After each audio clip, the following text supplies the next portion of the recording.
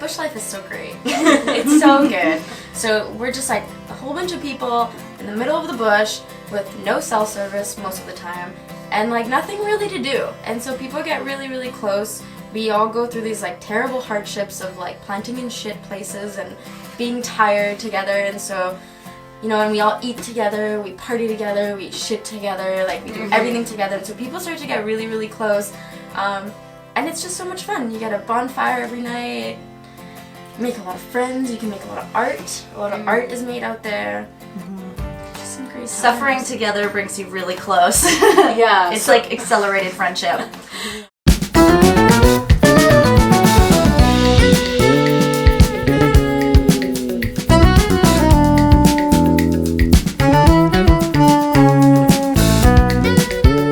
Hello, lovely ladies and gentlemen. Welcome to the Seeds of Consciousness podcast. This video is the first in a little series that I'm going to do all about tree planting. Now, this is a job and an industry that is very interesting to me.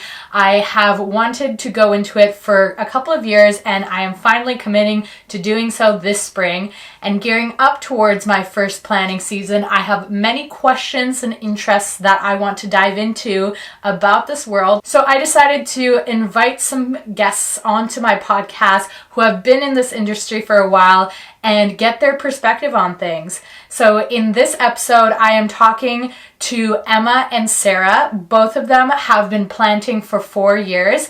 And in addition to that, Emma has been a foreman for 2 of those years. Normally, I would get my guests to introduce themselves, but I forgot to click record in the introduction component. Sorry, I'm still getting the hang of things, but luckily I filmed the rest of it. And so without further ado, here is the interview. All right, so to start, I want to ask you guys, what are some common misconceptions for people who've never been in the industry? What do you oftentimes hear people imagine what it's like, and then tell me what it actually is like? So I think the first misconception would be that we are there to save the world and to be peacekeepers of the environment. A lot of us are actually just there as a job and to make money. We're planting monocultures, and so, you know, it's a very capitalistic industry, and so a lot of money is being made from cutting these trees. We're getting paid quite a bit to plant the trees. So yeah, we're not really doing it for the environment. At least most of us are not. We're doing it because it's the law. The government cuts down the trees for the logging industry, and then they, by law, need to put them back in. It's something like every tree they cut down, they need to plant 3. So that's where we come into play. I'm not sure about that exactly. Yeah. At least 1 to 3. Yeah, something like that. Another misconception, I think, is just what it looks like. Yeah. Rookies come and see the land, and it's not at all what they expect it to look like. There's shit everywhere. It's just, you're stepping over logs and trees, or pushing through jungly land. Sometimes, like, it is not this beautiful field of soil that some people think they're going to show up to at all. Yeah, I also have talked to people who, like, when I, like, told them about, like, you know, me hesitating about how difficult the job is and stuff like that, they're like, oh, really? I thought you're just kind of, like, bending down, like, taking, like, 5 minutes at a time, patting this, like, tree into the soil, giving it your blessing, and then moving on. No, like, it's a very high-volume job, right? Yeah, you, on average, depending on what kind of tree planting you're doing and where you're doing it, like, it's like seconds per tree. Wow. You don't want it to go past probably like 7 seconds. Like, that's already too much. Theoretically, you should be planting a tree every 3 to 10 seconds. Yeah, that is really intense.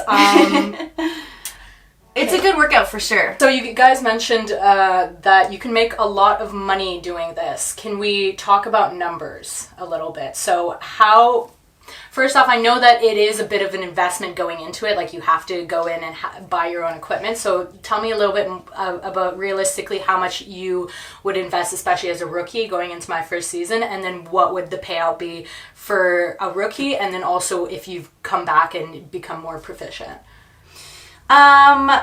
Right out of the gates, you need to buy your shovel, your planting bags, your Sylvie bags, a plot cord.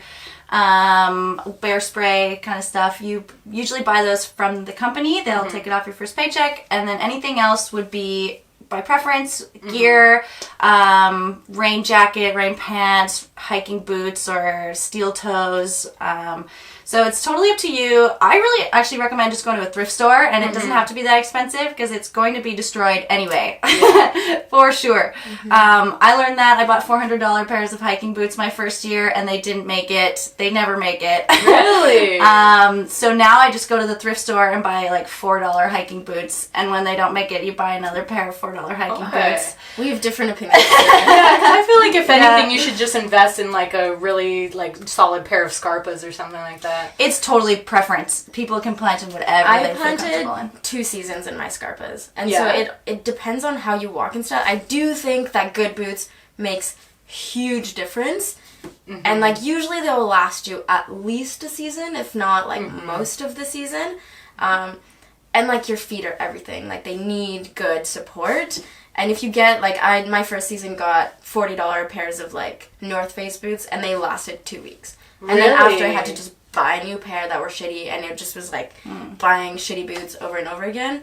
So when you say they lasted 2 weeks, like what happened to them? Depends on the boot. There was like holes everywhere, like because you're stepping on so much shit, and Soles so ripping sticks out. like get through it, and so there's Really? just holes, and like no matter how waterproof your boots are meant to be, that doesn't really matter because they'll always get wet. Okay, There's good nothing. to know. And for like actual gear of like your planting, like your shovel and your planting bags, I don't think it's that big of an investment. Like It's like $200 to the for max, the gear. and like you're gonna make that within days. You're gonna like make that up, and so that investment is not that much. Camping gear is like a good tent would be nice, Yeah. especially if it's gonna be a rainy season. I bought a good tent, and it lasted me 3 seasons, and by the end of the 3 seasons, it was like done. But it did last me 3 seasons, so Okay. it was a good tent. Do you guys suggest investing in like workout supplements and stuff like that? Because it really does beat down your body, right? Like, what are your thoughts on like protein powders and like those like vitamins or whatever that help with soreness, stuff like that? I'm a huge believer in magnesium. It is so important to take that supplement for your muscle cramps. Magnesium. Yeah, it Okay. is huge. Other than that, though, you should be getting your nutrients from the cooks. If not, then they're not doing their job right, and you shouldn't have to be buying protein powder for yourself. Okay. So I don't think it's necessary. It's certainly not necessary, but it would definitely... I don't know that many people who do use it, Okay. but it theoretically is probably a good idea, but you're just so tired out there, and like, you know, if you've got the motivation, you know, drink that protein powder. It's probably going to be good for your muscles, and like get as many like vitamins as you can. But It's kind of fun to buy yourself some Gatorade powder for your water. Otherwise, you could just put salt in your water. Either way, the electrolytes are absolutely crucial. You cannot just drink water. It'll just go right through you, and you won't retain anything. And you will get sick very fast early in the day. So either salt your water, or protein powder is just a lot more... Or sorry, not protein powder. Gatorade powder is just yummier. Okay, Yeah. that's good to know. So then, okay, so I'm gonna assume like around $400 if like I get all like the secondhand goods and stuff like that for as far as investment in equipment. What kind of payout could I see in my first season? 10K is pretty average for a rookie season. Really? Yeah. Oh, I've been hearing like a lot lower. I've been hearing like 6 to 7 ooh, If you're if you're slow. not I think getting that's it. still pretty steep. It definitely depends on like your company and how much they pay you, but I would say between 10 and 15 Yeah. for sure. At least 10. Okay. At least 10. I would definitely say like But Like is that under after 10. taxes though? Like how does that work? Yeah, I left my rookie year with at least 10K after taxes. yeah. Okay. Yeah. That's And I got injured in my first year and missed quite a few days. Really? And when you miss a day, that's a couple $100 every Yeah. time. So even then, I still made 10K. Oh wow. Yeah. And like we were very average planters, like Not even near a Not high phenomenal. No, I Wow. have a friend of mine who was a rookie this season, and he made 15, and Oh wow. People are crazy. came Yeah. out with And so we're talking rookie numbers. Like let's talk now about vets. How much can they make in a season? 25K. 20 to 25, depending on the company, if not more. Like, If you're pretty good. if you're good, you can come out with like 28 to 30. If you're really good, I don't know. Yeah, 30 would be depends on the high. company as well. Like, if you're planting coastal, it's a whole different thing. Okay, so how what does it take to be a highballer? To push yourself every day. For me, I noticed that it's easy, once you get the hang of it, to go into a default speed. You're comfortable in it, you can keep that pace all the time, but then I would notice I could be pushing harder than this, and I'm not. And so if you're aware, if you're in tune with your body and what you're capable of, and you're constantly pushing yourself a little bit every day, then you can make a lot of money. Yeah. Also, if you make it fun, if you make it a game, or there's incentive, or you're trying to beat your partner or whatever, then you push yourself to make a lot more. It's almost like the money is a bonus when you think of it that way.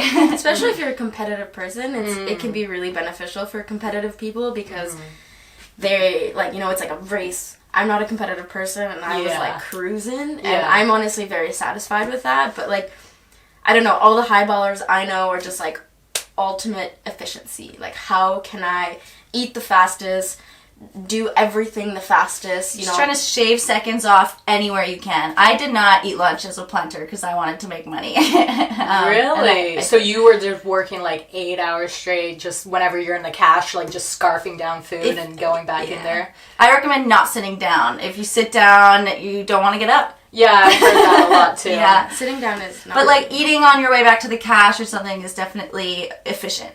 And just, like, knowing, like, learning how to move around different kind of land, how to be the most efficiently, like, how most efficient going through certain land, how to, like, pack up your trees, how to, like... There's really just, like, these small things that, like, some really good planters know how to do that just make it work.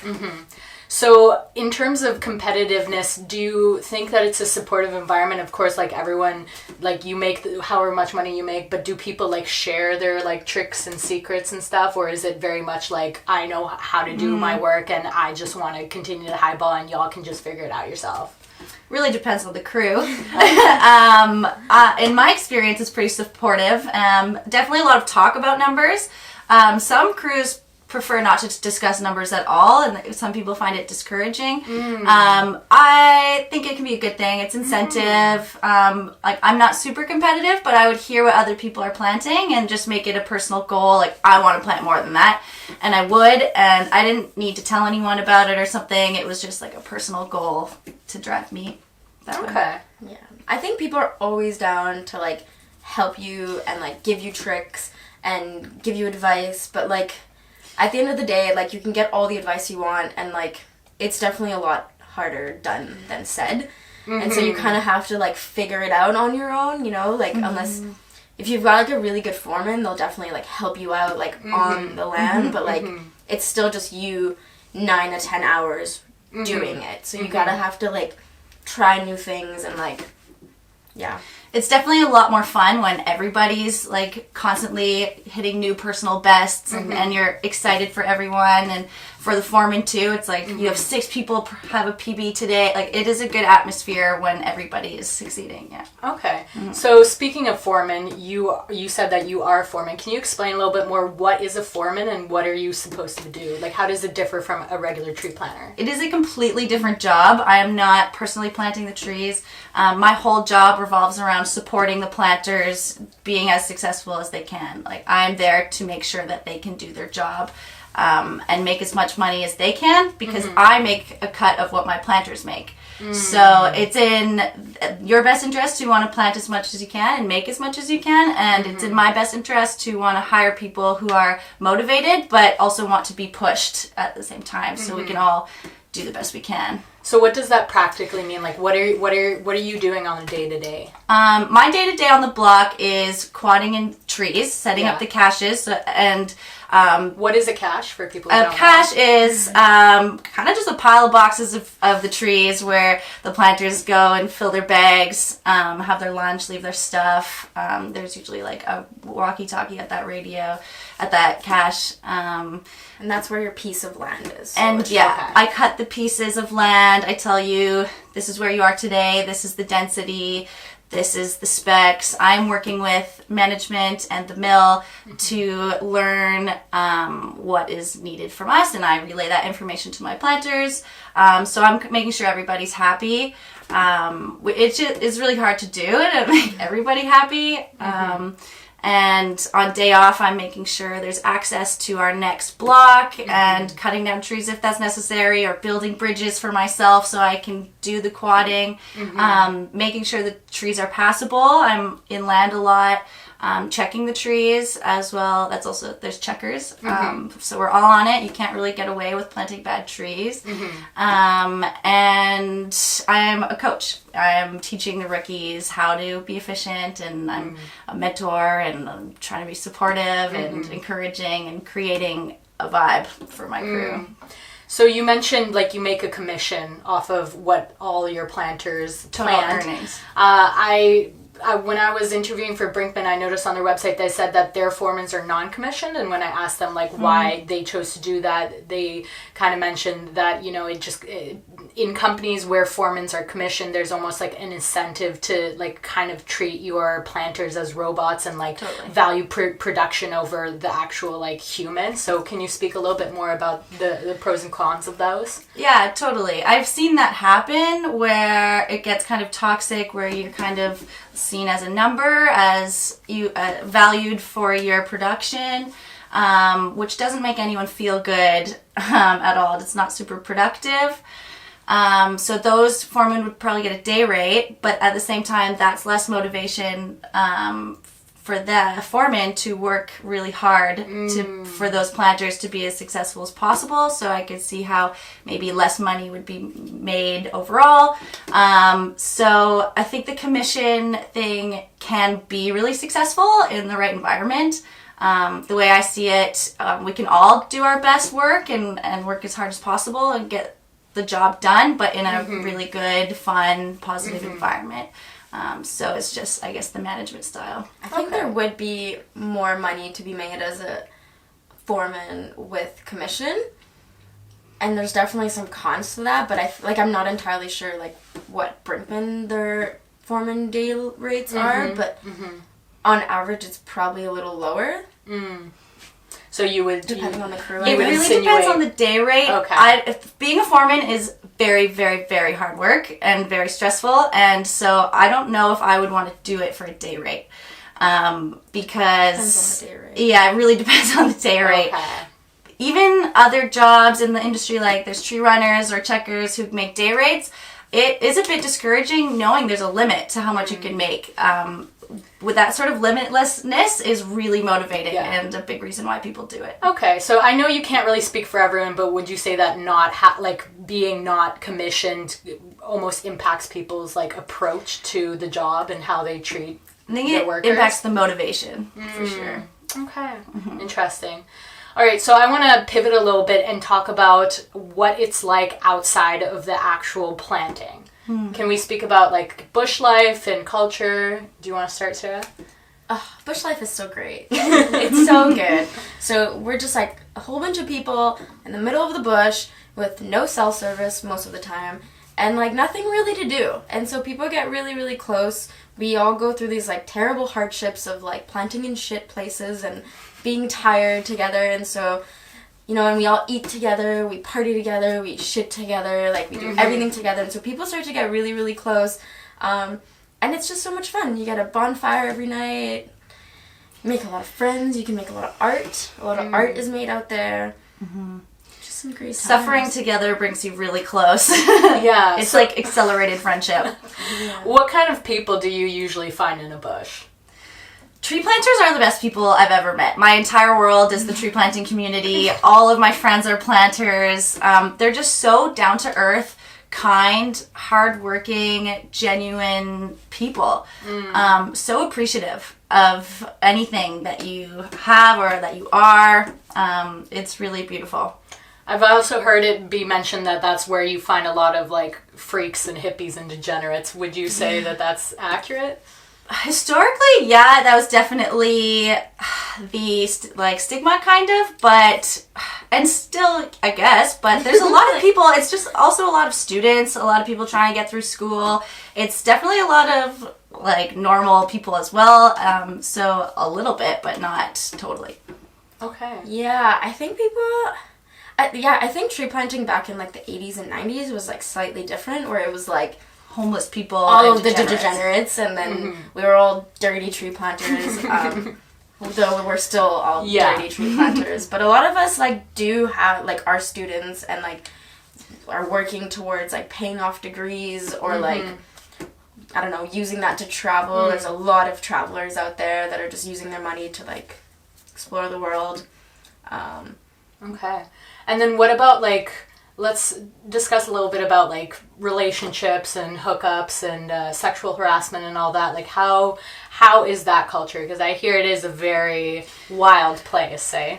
People couple up for sure for like survival. It's just warmer to have another body in your tent at night. Well, fair enough. That's true. That's one thing. Yeah. People couple up like instantly. It's Really? honestly like really incredible how fast things can happen. I would think that that's awkward, because imagine like you like hook up with someone and then you realize like you guys don't vibe and you have to like be next to each other, work next to each other, live next to each other for the rest of the season. Yeah. Cruise test is not recommended.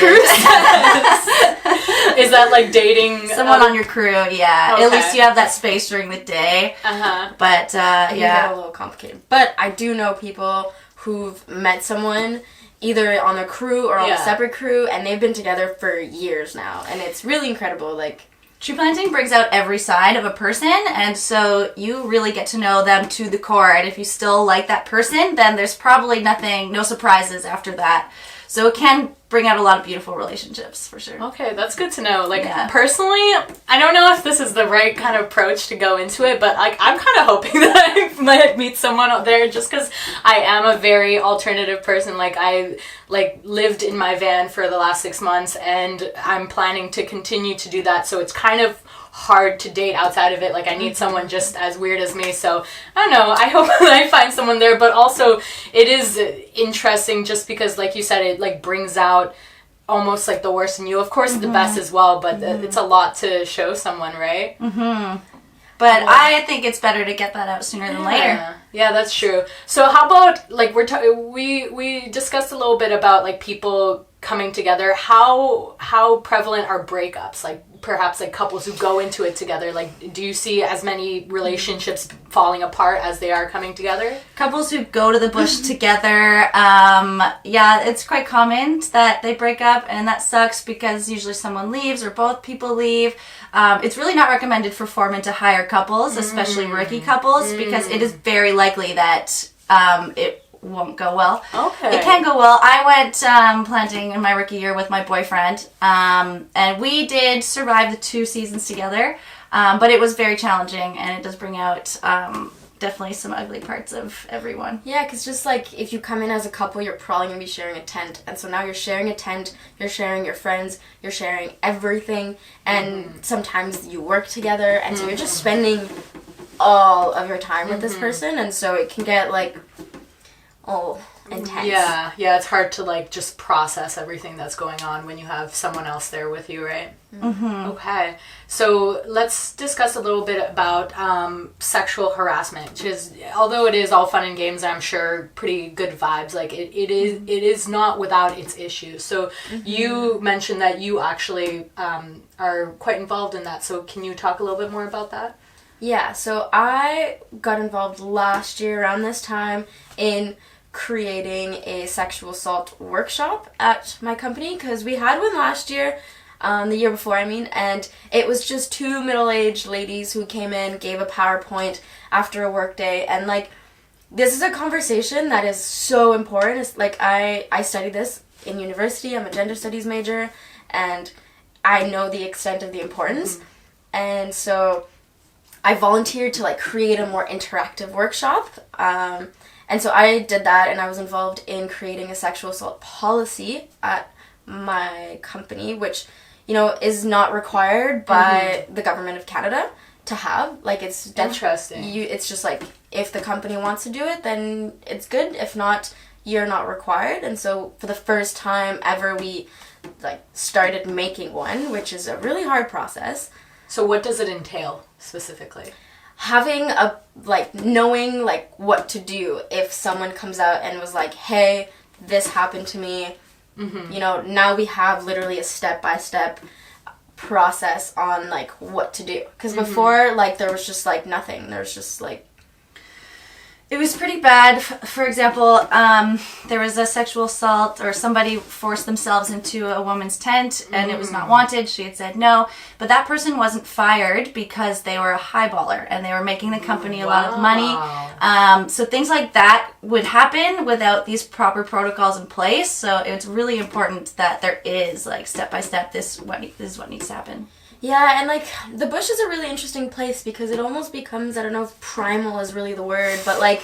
That seems like a pretty good word for it. I don't know, but, like, you know, there's, like, everyone's just, like, it's open and, like... It's different. You're seeing me in a different light, and there's a lot of drinking involved, like, you know, and there's a lot of really, really cool parties, but, you know, alcohol and drugs can definitely affect, like, people's, like...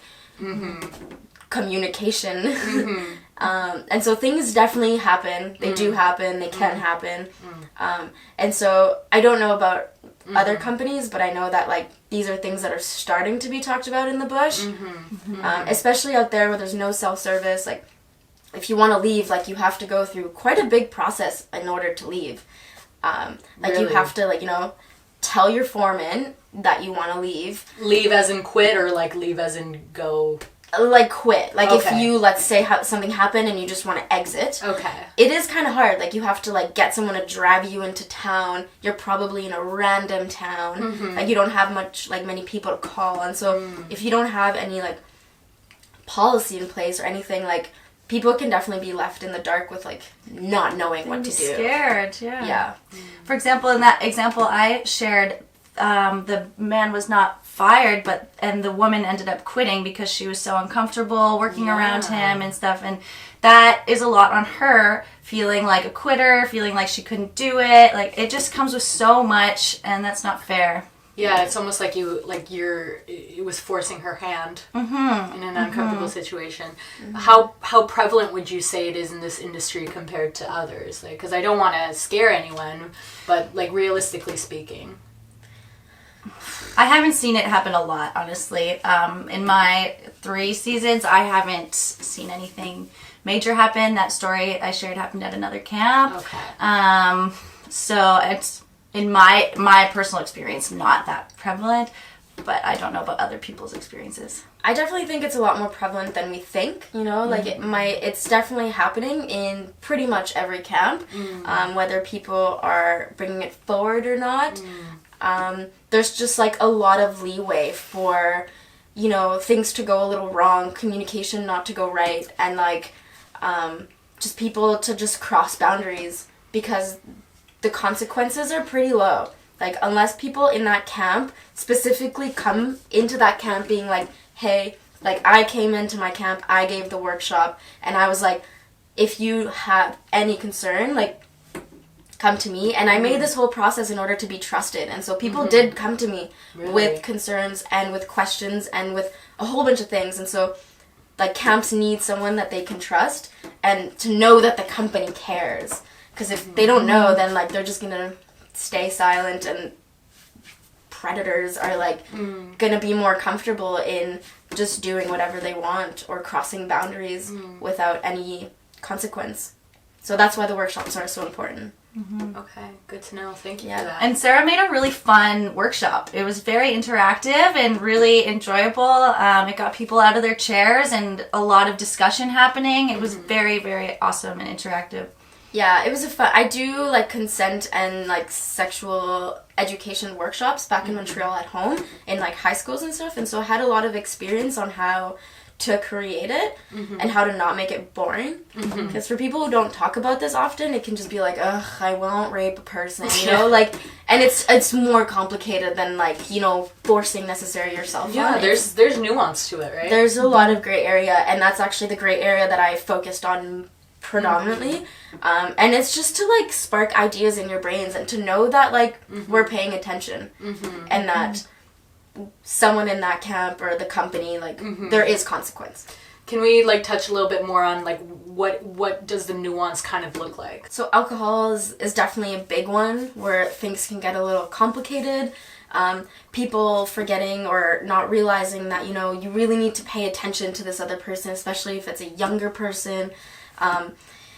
Also, you know, the idea that, like, if you hook up with one person, now you're, like, in this big relationship. You need to realize that, like, whatever happens one night doesn't necessarily need to happen the next night. Consent is a big one, you know, like, feeling it out, like, was that a one-time thing? Was it not a one-time thing? A lot of things with power dynamics I really touched on, you know, foreman, planter, especially foreman. Is that a thing? For sure, it's a thing. It's a thing, and you really need to be careful with that, or like even highballer and rookie or whatever, you know, like there is like some sort of like power dynamic that can be a little tricky to work with.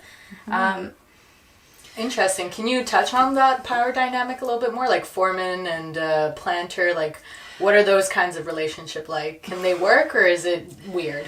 I don't know. I personally have not. I don't have experience in that. I've seen it happen though. I've seen foremen start to have a relationship with a rookie. It really has to be genuine. Like it is a tricky topic. You never want the rookie to feel like they can't say no because it's their boss, or even if it's another foreman at camp, it's a person with authority. And so that really needs to be acknowledged. It can go well if, you know, the people are really open and honest and communicate, but... Are there typically policies discouraging that, though? We talked about that a lot in my foreman training last year, yeah. It didn't necessarily discourage it, but it was just bringing awareness to the power that foremen do have, and we need to be aware of that. Yeah, these relationships really need to be taken like with a lot of awareness. And like companies who completely disallow it, anything that you disallow is just not a good idea, because it's going to happen, and now whatever happens won't be talked about. And so to disallow it is not necessarily what I think is a good idea, but to just like, you know, I did a consent workshop just for management, and that was like a big part of what we talked about. You don't want that planter to be favored in any way. You know, you could see that foreman is giving their partner who's on the crew better land, or like more hours, or just kind of hooking them up a little more than other planters, which is not okay. Okay, so I want to touch a little bit more about relationships with foremans, but like outside of the romantic and sexual context. Like how important is it to like have a good foreman? Because I've heard like that kind of makes or breaks your season, right? It's kind of everything. Really creates the vibe, and it's a hard job. It's already really hard, and so you don't want a foreman that makes it harder in any way. You want a foreman who is supporting you and encouraging you, and that looks different for everyone. People respond better to different approaches, so there's not a right answer, but it is important to have somewhat of a connection with your foreman and to like their style of management. I've seen foremen screaming at their planters to go faster, and that does motivate some people. Whereas personally, when I was crying in land because I'd been stung 6 times, that bag up, I just wanted a hug from my foreman. So it depends what you respond to.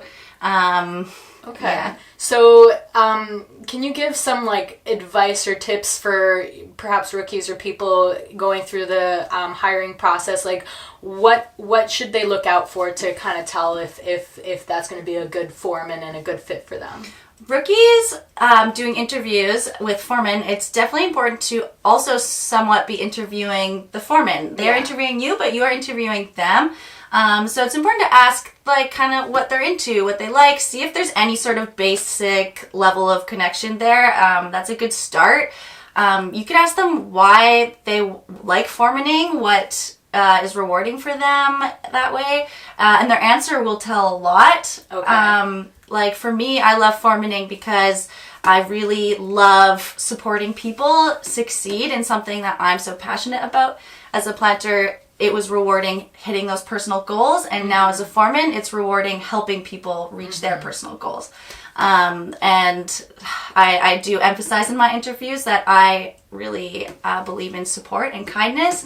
And some people do need more of a hard ass. I will push for sure, but I'm not going to push somebody through injury or like, I do know that you're more important and more valuable and it's a job at the end of the day. Okay. So going off of injuries, let's talk a little bit more about how your body changes when you're planting. Like my roommates are planters or were planters and they said that, you know, like no matter how fit or heavy you are, like by the end of the season you're gonna like walk out looking like an emaciated Holocaust victim because it just takes everything out of you. Yeah, people do come out looking quite sickly skinny. There's no way you're not going to lose weight. There's no way. I ate so much candy in my rookie year and I lost a lot of weight. Like, there's no amount of calories you can be intaking that's going to counteract what you're burning on the block. Wow. I lost 20 pounds my first season. Okay. And that's within 3 months. Like, that is really extreme. That's eating all the candy I was eating too. Like, if I didn't do that, I would have lost a lot more weight. So, but like, would you say, barring from injuries, would you say you're like in a healthier position? Because I've also heard like you know you come out looking like an Olympic style athlete, or is it really just like you're breaking your body? Not necessarily healthy, no. Not necessarily. You'll lose weight. I don't necessarily know if you're like.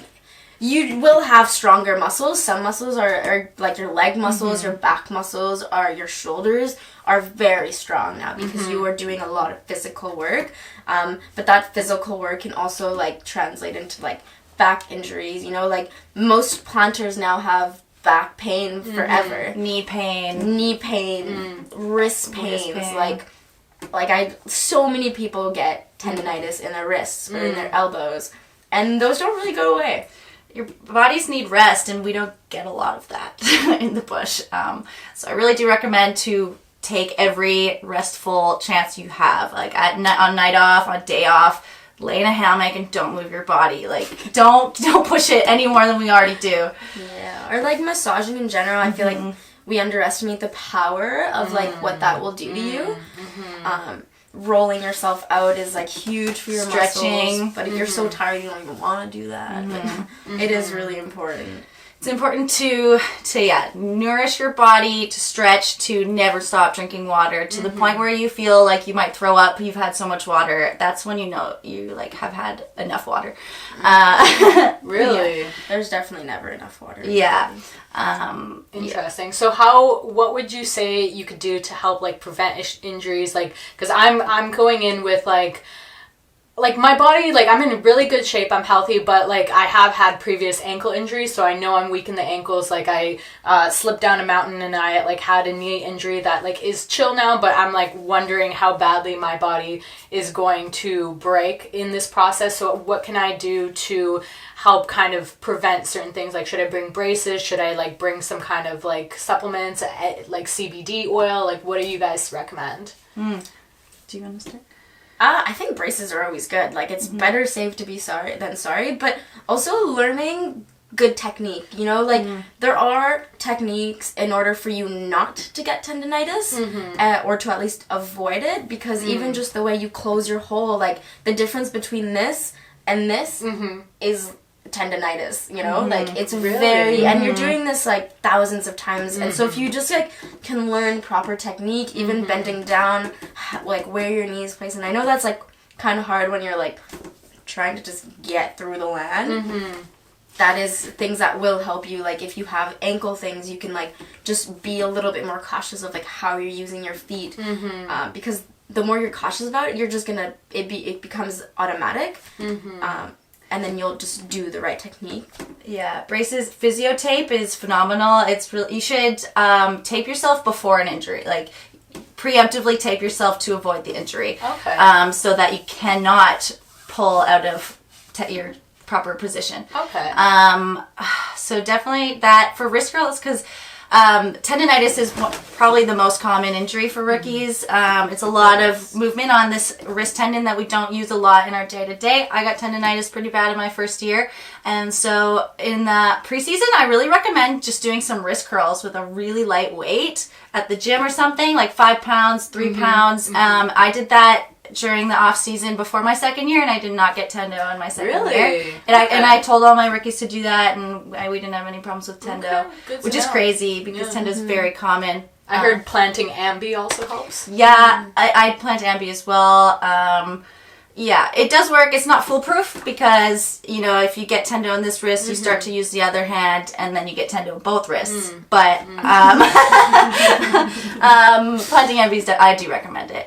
Learn right out of the gates how to plant ambi and save yourself that. And how much does the equipment contribute to this? Because I was having a discussion with my roommates yesterday about, you know, the pros and cons of like a D-handle shovel versus a staff shovel. What would you guys say based on that? I've never used a staff. People swear by it though, and I have only ever used that Bush Pro D handle. And I have heard a lot of seasoned vets say that they're shitty. Again, I think you can counteract the shittiness with technique though. Like I've fine. been using the same shovel since my rookie season. D-handle? No, it's not the D handle. It's like more of a round version, which is supposed to be a little bit more ergonomic. Okay. Because you can like, I don't really know the That science curl of it, or but whatever, yeah. the D handle looks cool. I don't know, like I've never gotten tendo because I was also very careful. Okay. But I did get tennis elbows. That's a really different story. But Okay. Does it have to do with like how like vigorously you're shoving that shovel into the ground?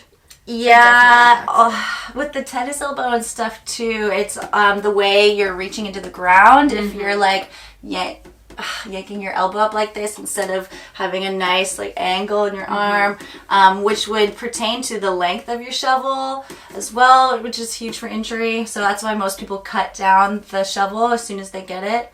A lot of vets you'll see with like a tiny spade this big, they've cut all of the wood off. It's just like handle and spade, so that they can stay close to the ground. And the longer shovel does kind of do that yanking of the elbow. So the equipment does play a part, but I think you play the biggest part. You can work around that. like if you start feeling any pain at any point, you just like tell your foreman or ask someone like, hey, I kind of started getting this like pinching, and it could just be like once in your day, and like it's worth mentioning because if you feel it once, then like you're doing something wrong, and there are ways to alter that before it's too late. Okay, so what you're saying is like be sensitive about your body, don't ignore it, and just ask like for someone to look at your form or something to Definitely. tell you. Okay. Planting is a very much like suck it up kind of industry, but don't like tell somebody immediately, like Sarah said, if there's a pinch, mention it, because we can do something about it before you're out of commission and have to miss a couple shifts or have to leave. You know.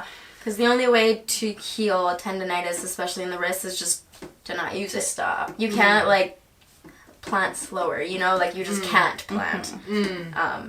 So like how often would you say people like take days off? Because obviously everyone wants to make money and stuff like that, but I assume at some point your body's going to catch up with you, right? Sometimes, that's a hard question. Some people take off more days than others. Some people will never take a day off, and maybe they should. I'd say people leaving entirely because of an injury is pretty uncommon. Maybe one or two people at a camp every year would have to call it quits because of an injury. Other things are pretty manageable. I think it could also depend on like your like how physical you are on the off season. Like I do a lot of yoga and I swear by it. I've never had any injury other than this tennis elbow. My third season, I think I've had like a lot of stretching been done, and like I've strengthened a lot of my muscles, and I think that's what and like I'm really like sensitive to my body, and so I think that's helped me because I've never taken off a day for an injury. So for all the yogis. You mentioned CBD. I love CBD cream in the bush and rub it on your sore muscles. It's nothing crazy, but it's nice. So it does work? It's worth it? Yeah. Okay. I like the CBD cream. Okay, good to know. Awesome. All right, so now I kind of want to walk down memory lane with you guys. Let me know, first off, what were your worst moments? Sarah was with me on one of the worst moments of my life. It was towards the end of our first season. And in our first season, the wasps were particularly bad. It was like a peak season for wasps. People were getting stung 6 to like 20 plus times a day. A day? There's ground nests, and you're planting along and you hit a ground nest and like 40 wasps comes out, and it's just, we have PTSD. We heard a drone the other day and we both like hit. It's been 3 years and we're still like the wasps. Big rookie mistake, don't leave your shovel in the nest and run away because you still have to go back for your shovel. Okay, noted. I kept getting stung by wasps. It was a terrible piece. It was like jungle. I couldn't see through. I was getting smacked in the face by like poplar branches. Therefore, not making a lot of money because I couldn't plant very fast. I was in pain. I was scared for my life.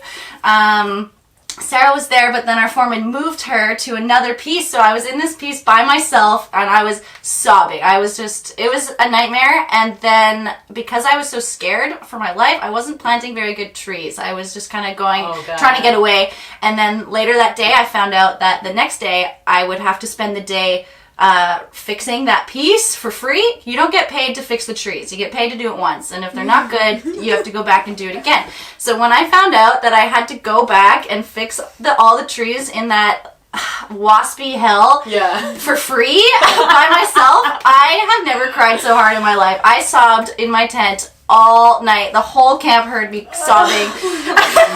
Just like, don't make me go back there.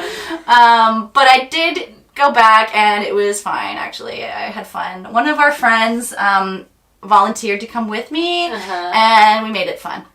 So that wasn't so bad. Does it really fuck with your mentality when you have a bad day like that? I've definitely cried harder than I've ever cried. It's just like scream crying in the bush. It kind of feels nice, though. What is the word? Lethargic? No, it's cathartic. Cathartic, okay. Has anything like pushed you to the brink of wanting to quit, though? The wasps.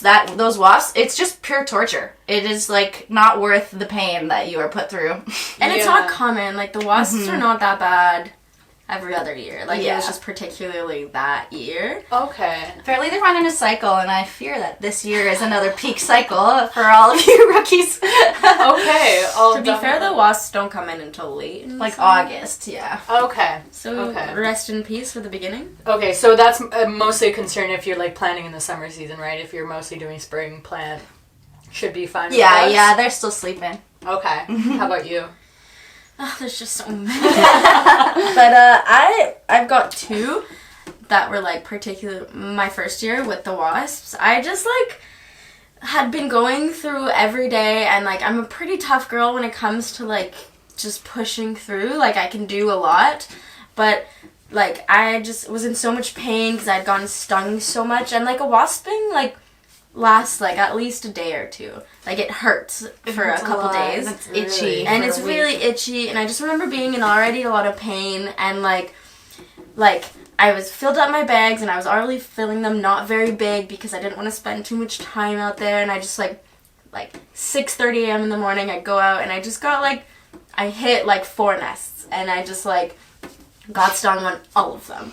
And I just, like, ran for my life and just, like, sat on the ground, and I was, like, twitching. I was like, I can't do this. One girl in our crew was hallucinating. She got stung so many times. Yeah. And, like, it is poison. Like, you're getting poisoned by these wasps. And so after, like, 6 or 8, like, your body starts to feel it. Like, you feel like you've been poisoned. Like, it is, your blood is rushing, your heart is pumping, like, you've got it. And so you're supposed to be, like, continuing your job with, like, this literal poison.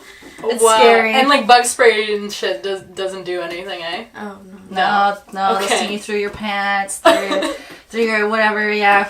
But my 2 other seasons, I never got stung. I never got stung again after that season, yeah. Okay, and you mentioned there was another one that you... Yeah, I'm just like, this was this season. There was just like ginormous block that my crew was on, and it was just really high grass, and once grass is like above my head, you know, it's harder to breathe in there. Wait, what? Oh, it gets that you're high? often planting things over your head, yeah. And so I'm like swimming through this grass, and you're like bending down thousands of times, and I just started getting this like rash from like the grass is like, you know, they're like sharp on the side, and I just got this rash from like God. bending down, and I couldn't breathe. It was so hot, and like it's a very common land. Like it's not like it's outrageously. I'm looking bad. forward to it. And the ground was just dead grass, and there was no soil, and all the checkers were like, find the soil, and I just was like, But there is none. I'm like swimming, trying not to fall into this greenery, and I just was like not having it. And I was still making money, you know, like it's not like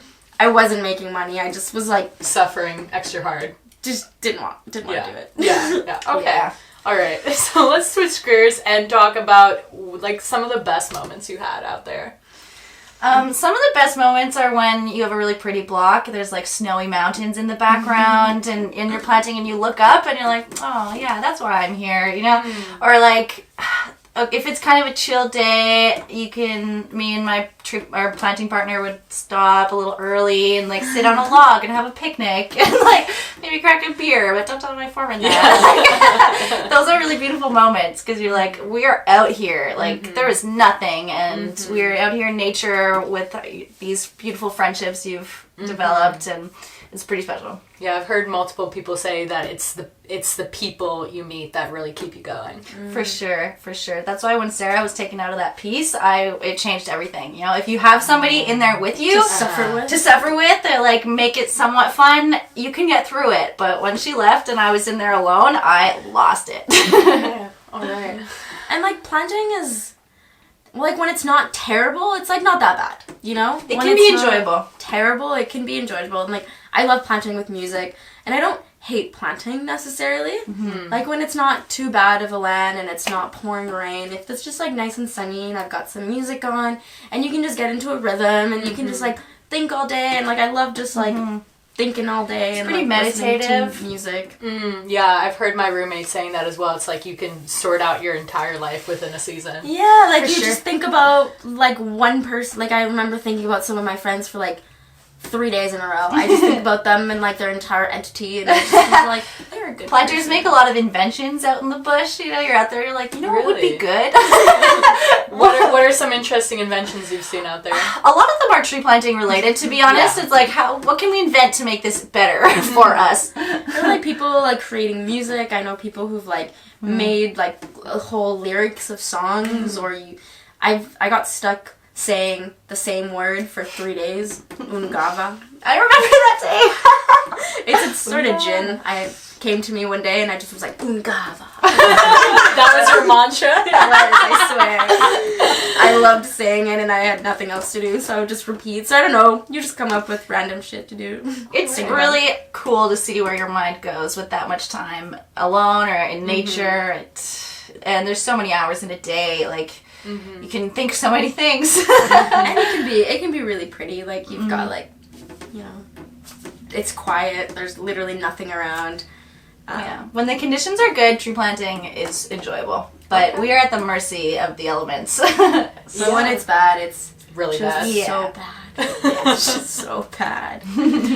Well, that sounds very balanced, I would say, overall. But like some of our worst days though, when I look back now, it's like a funny story, you know? So Yeah. debatably could be a best moment now. Yeah, it's interesting how memories work that way, because I kind of have the same thing. Like, I worked for a biological research NGO in the Costa Rican rainforest about 3 summers ago, and it was like the hardest thing I've ever done in my entire life. Like, I consider it biology boot camp, and every single day I was there, I wanted to leave. Like, this was before I did the whole van life thing and camping. Like, I hadn't even been camping before. I was like a city girl, like living in the rainforest, right? So it fucking sucked, and I hated it. I like look back at my entries, it's like I was fucking miserable all the time.